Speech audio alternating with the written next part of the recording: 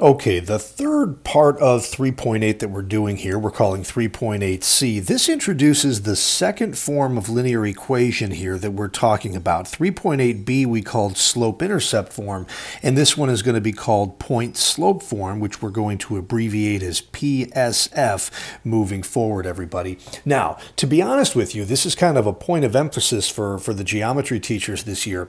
Point-slope form is something that you might have been introduced to last year in Algebra 1, but if you were, I'm guessing you didn't like it, and I'm guessing you don't remember it. But you're going to see it again next year in Algebra 2, and you are going to see it in future levels of math. And the thing about point-slope form is people are afraid of it, they don't like it, and so they never learn to use it. But it is super useful in a certain circumstance that we find ourselves in a lot. You use point-slope form when you know two things about your line: a point that it passes through, and the slope of that line. And when you know those things, this is what the point-slope form equation looks like.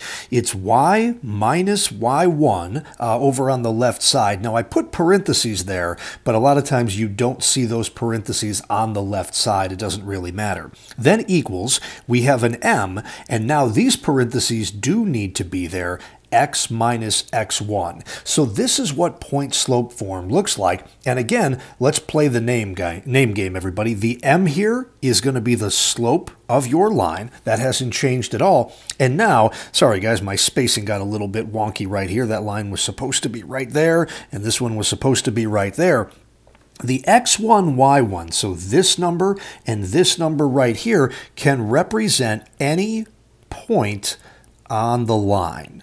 Now, what makes point-slope different from slope-intercept, which we talked about in the previous section, slope-intercept form, just in case you forgot, is y equals mx plus b, where m is the slope of your line and b was your y-intercept. Now, what's interesting about slope-intercept form is that every line only has one slope and it only has one y-intercept. And that means that every line only has one slope-intercept form equation. But the word any right here is really, really important. You can use not just a specific point like the y-intercept, but you can use any point on your line here, in for the x1 and the y1, to come up with a point-slope form equation. And that's why there's actually an infinite number of point-slope forms or equations for every line. Now, the interesting thing here I want to write, and this is going to confuse some of you, but it's not that bad, and I'll explain it later.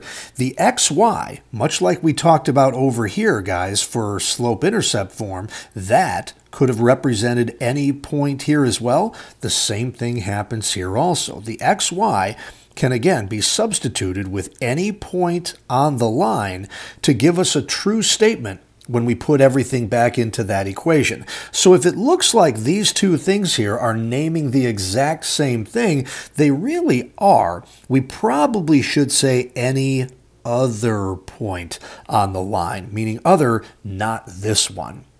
Okay, so that's what point-slope form looks like. Let's see it in action here. So our directions on these problems here are to write the equation of each line in, there it is, guys, PSF, which means point-slope form. Now, again, I think it's really important that we pay attention to vocabulary and names. To use point-slope form, we need to know a point that the line passes through, and we need to know the slope of that line. So I'm going to begin by finding the slope just like we did in the previous section here. So you'll notice that a line has been drawn and I put 2 points on there. Now, let's not be confused here, guys. There are an infinite number of points that are on every line, including this one, but only 2 have been identified. So to get from point A to point B, because we have the graph, I'd probably do rise over run again, and my rise is taking me up 1, 2, 3, 4 units right there, so a rise of 4, and a run of 1, 2, 3, 4, 5, 6 units there. So my run is 6. As I'm doing this, I think this is actually the exact same equation I did in our B notes just a second ago. So our slope, let me switch back to blue here, is a rise of 4 over a run of 6, and we would simplify that to get a slope of 2/3. Notice, everybody, this line is rising, so its slope should be positive, And it is. So there is the S of point-slope form, guys. We found our slope. Now the P just needs to be any point that's on that line. And you'll notice, guys, that there are 2 points on this line here that have been named, A and B. And you can actually use either one of them in order to come up with the equation of this line. Now, I'm going to focus on B here for a second. So I'm going to use the point 6, 5, but I'm going to show you guys in a minute that it actually doesn't matter and you could have picked point A. So let's see what a point-slope form equation looks like. So point-slope form is y minus y1 equals m times in parentheses x minus x1. Now, just like before, guys, we don't put values in right now for this y and this x, but we are going to put values in for the y1, the m, and the x1. So what are we putting in? The m, we've already said, is 2/3. So that's going to go right there. Here, we're going to have a y minus the y coordinate of this point right over there. And that y coordinate is 5. So y minus 5 will equal 2/3, and then in parentheses, that first x stays there, minus, and x1 is the x coordinate of point B here, so that's going to be 6. Now this is where it gets weird, guys. We are done. According to the directions right here, it said write the equation of each line in point-slope form, but I need to be very clear with you guys. This isn't the right answer. This is a right answer, meaning that there are more. Now let me show you what I mean here. We could have chosen to use, actually, you know what? I tell you what, I'm not going to use point A. I'm going to go right over here. And I'm going to say, you know what, that looks like point C here, and the coordinates of that point look like -3, -1. So let me try to do point-slope form now using point C. So it's going to be y minus your y coordinate here, which is -1. So y minus -1 becomes +1. Equals, I'm right here now, guys, m is our slope, which hasn't changed. No matter where we are, the slope of your line is always going to be the same, and in this case, it's 2/3. And then in parentheses, it's going to be x minus the x coordinate of your point. So minus an x coordinate of -3. Minus -3 becomes +3, and this is yet another point-slope form of the same line. So both of these answers, you guys, are correct. But here's kind of the cool thing I wanted to show you right here. The direction said to put it in point-slope form, so we're done with this problem. But one thing that people struggle with in geometry, Algebra 1, Algebra 2, pre-calculus, and calculus is that they fail to recognize that all of these different forms of linear equations are related to each other. These equations here are both in point-slope form. But what we're now going to do, just for fun, because I want to prove a point here, guys, is I want to put both of these equations into slope-intercept form. And when you want to put something in slope-intercept form, you solve for y. So the first thing I would do here is distribute this 2/3 and get a y minus 5 is equal to 2/3 x. And then minus, you can use your calculator to check this here, guys, but 2/3 times 6 is going to be a 4. And then we would add a 5 on the left and add a 5 on the right, and we would get y is equal to 2/3 x, and minus 4 plus 5 is +1. So that is what your equation would look like in slope-intercept form. But watch what happens, everybody, if I do the same thing over here with the second point-slope form. I'm going to distribute the 2/3 again, just like I did before, and get y plus 1 equals 2/3 times x is just 2/3 x, plus, and 2/3 of 3 is going to be 2. Now to get y by itself, I would subtract a 1 from each side. Those cancel out, and we're going to get y is equal to 2/3 x, and plus 2 minus 1 is +1. So that's what we get if we take the second point-slope form equation and transfer that one into slope-intercept. And what do you notice about these two slope-intercept form equations here? They are identical. Not only that, But you should be able to kind of verify that just by looking at the graph here, guys. We're saying that both of these lines have a slope of 2/3, which they do, up to right 3, up to right 3, and they both have a y-intercept of +1, which is exactly where we were right here at point A. So all of this work I did at the bottom of this page, guys, so everything below this line right over here, that was just me trying to show you guys that a point-slope form equation can eventually lead to a slope-intercept equation.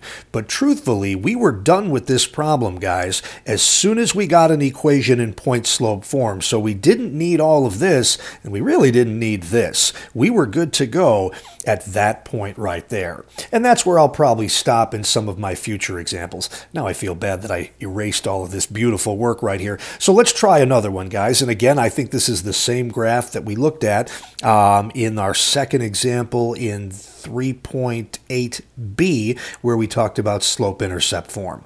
So same directions now, guys. They want an equation right here in point-slope form. So to do point-slope form, we need a point, we need the slope. And whatever order you want to tell me those is fine. So let's go with the slope first, m. And once more, everybody, rise over run. So from point A to point B, we're going to go down this time 1, 2, 3, 4, 5, 6 units. So that's a rise of -6. And then we're going to run 2 units to the right. So our slope is -6/2, which simplifies to -3. And then we can use either point, really any point I should say for this, but I'm going to focus on point B here. So I'm going to use the point 2, -2. And now we can put all that together, guys, into our point-slope form equation. It's always going to be y minus your y-coordinate of your point. So minus -2 becomes +2. Equals, the slope comes next, which is -3, and then in parentheses, it's always going to be x minus the x-coordinate of your point, which in this case is 2. So that is our answer, everybody, for an equation in point-slope form. Now let me go back to something I said earlier here. I said this gets confusing because these two things here and here look like they're the same. Let me show you how we can use the x and the y here representing any other point on the line. Now I used point B to come up with my point-slope equation, but I can now use point A. Let me switch to purple here. I can use point A as a check. I can put this in for the generic x and the 4 in for the generic y, and let's see what happens. My y-coordinate at point A is 4, so this is a 4 plus 2, I'm just following this now, equals the -3 comes right here, and in parentheses, this x, I'm going to put in this x-coordinate of 0, and then the -2 comes straight down. And let's see what happens, guys. On the left side, 4 plus 2 is 6. And on the right side, 0 minus 2 is -2. -3 times -2 is +6. And once again, check, we got a true statement, which tells us that we are in all likelihood doing this problem right. But once more, guys, this was the answer here. All of this stuff I did in purple was really just verifying that that answer was correct.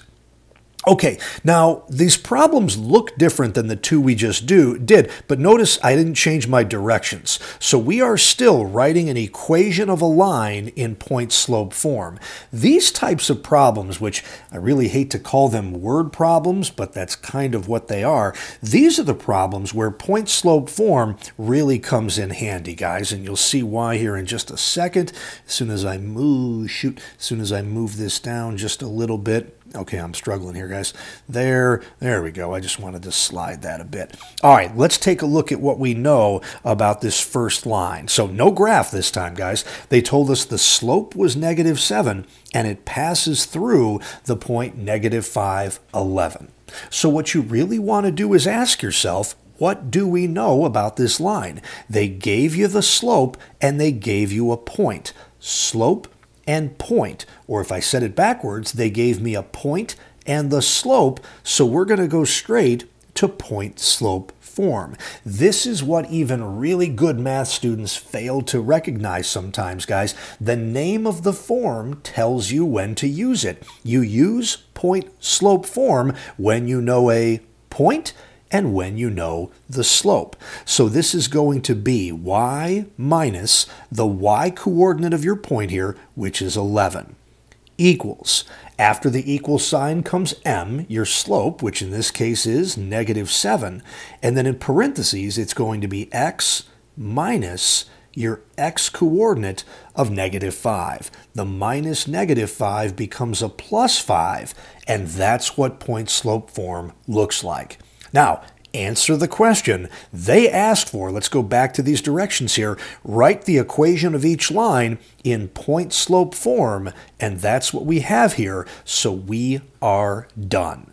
Now, if they asked you, which they will later on in this chapter, to write this equation in slope-intercept, I would still start like we did in point-slope form, but now I would try to solve for y, first by distributing the -7 and then by adding 11 on both sides.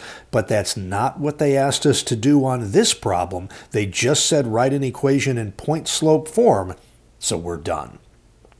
Now for D, I would have you guys, if we were together, try D on your own. So again, I'd encourage you to just pause the video real quick and maybe give this one a shot and then come back and see if you got it right.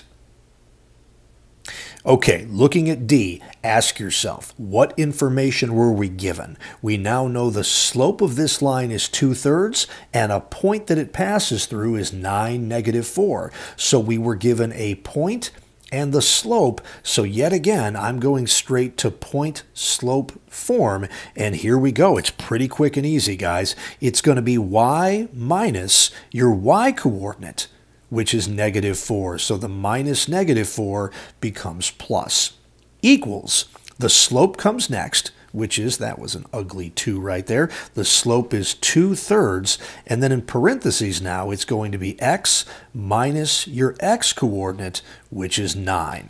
And that is our answer, guys, because the directions just said to write the equation in point-slope form. So again, if they said go to slope-intercept, we'd have to solve this thing for y, but since it said point-slope form, we just get right there and we quit. And that's all there is to it.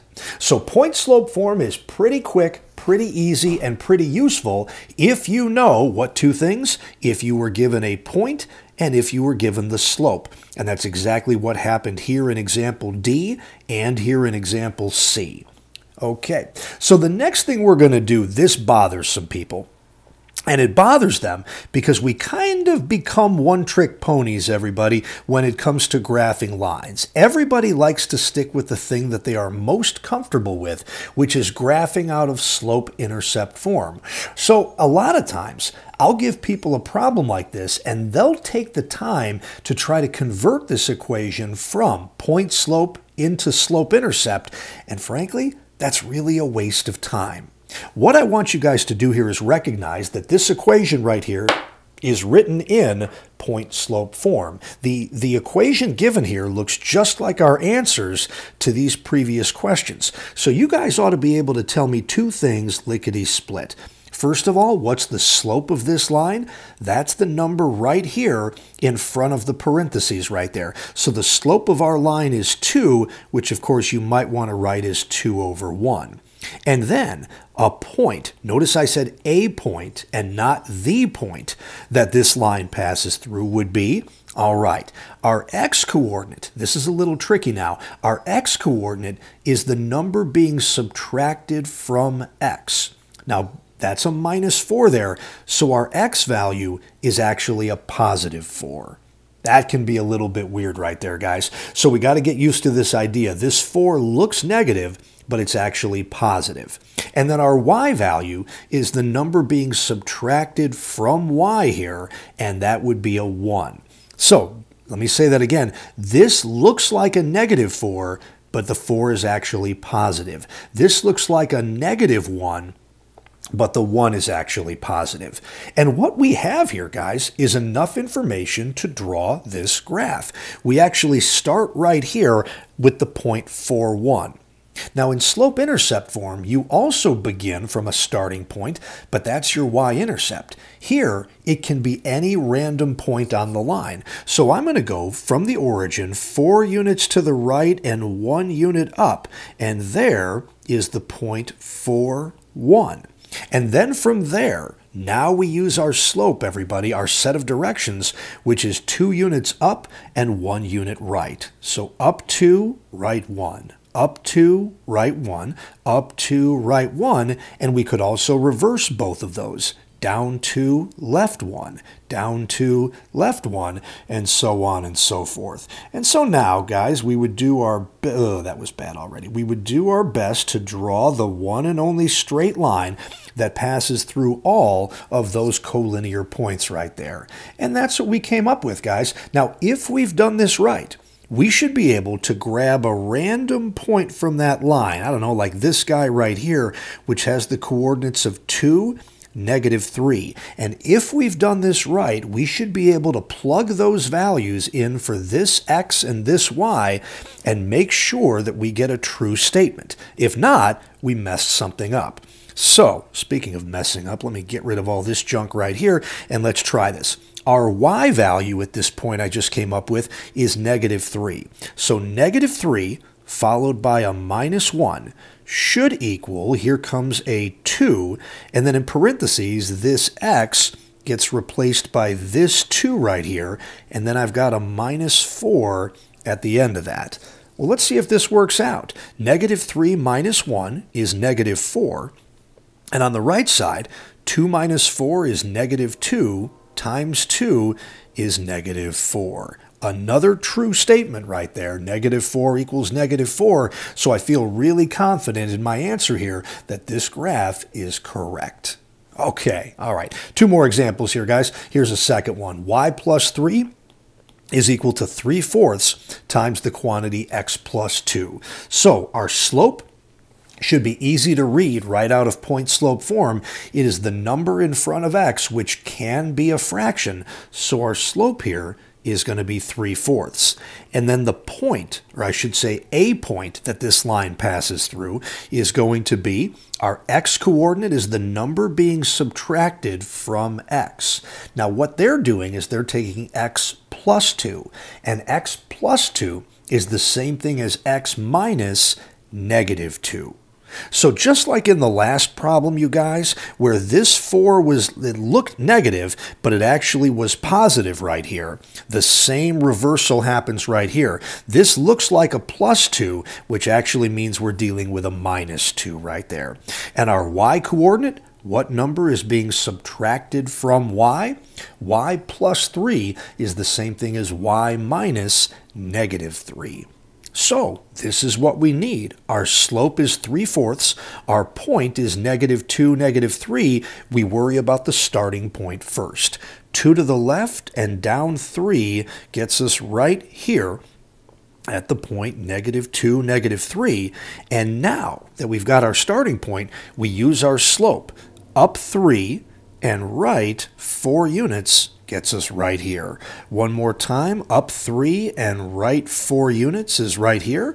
And we could reverse this by going down 3 and left 4 units right there. So again, we do the best we can here, and hopefully you can do a better job than I can of drawing that line, and we're done with this problem, guys, because the directions said draw the line. That works out.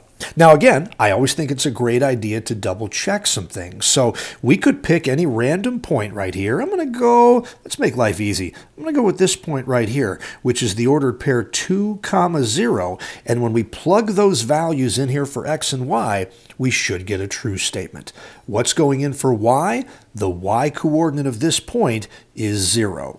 Then we've got a +3, that came from right here, equals our slope is 3/4, and then in parentheses, our x value at that point is 2, and then we've got a +2 at the end. So let's see if this works out. Left side of the equal sign, 0 plus 3, of course, is 3, and here, 2 plus 2 is 4, and 3/4 times 4, the 4's cancel out, and you end up with 3 equals 3. And we got yet another true statement. So as soon as I get that true statement, I'm feeling pretty good about my line. Last problem here, guys. This one throws people just a little bit, so I wanted to give this one to you. Y plus 5 is equal to a negative 1/6 x. And you'll notice, unlike the last two, there's no parentheses there around the x. That happened in example A and example B, but it doesn't happen here. So people sometimes ask the question, is this thing even in point-slope form? Well, the answer to that is yes, because if you want, you can just cram a parenthesis right there and then ask yourself, what can I put right here that wouldn't actually change the value of this equation at all? There's nothing there, which is the same thing as adding 0. So if you ever don't see that set of parentheses, just realize it's the same thing as plus 0 or minus 0 for that matter. So again, our slope is given to us right there in front of the x. It's a negative 1/6. And our point that this line passes through, okay, the x value would be the opposite of this number right here. Well, 0 doesn't have an opposite, so it's just 0. And the y value would be the opposite of this number, so that is going to be negative 5. So we would begin now from the point 0, negative 5, located right there, and our slope is negative 1/6, meaning we would go down 1 unit and then write 1, 2, 3, 4, 5, 6, and there's our second point. Or we could treat this as positive 1 over negative 6, meaning we would rise up 1 and this time go left 1, 2, 3, 4, 5, 6 units and get to this point right here. Okay, so that is what this line would look like. It's falling from left to right, which it should be because its slope is negative, and that's going to work out. Now, I just want to notice real quick, before I messed up this equation right here, one thing we could have done that would have been pretty slick is just gone minus 5 on both sides, and we would have ended up with y equals negative 1/6 x minus 5. That equation, I'm hoping you guys recognize, is in slope-intercept form, which, let's be honest, everybody is more comfortable with than graphing out of point slope. So you'd begin with a y-intercept of negative 5, which is exactly where we were right there.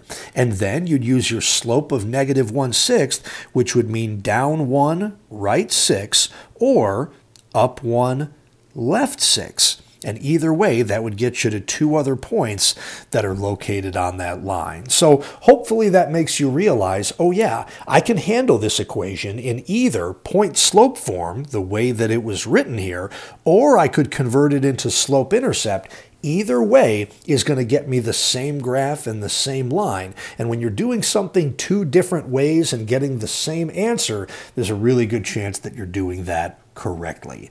All right, guys, that's everything we have for you on section 3.8c on point slope form. So let's not be scared of point slope form. Let's use it and let's get comfortable with it. And we'll use it both this year and also in some future math classes as well.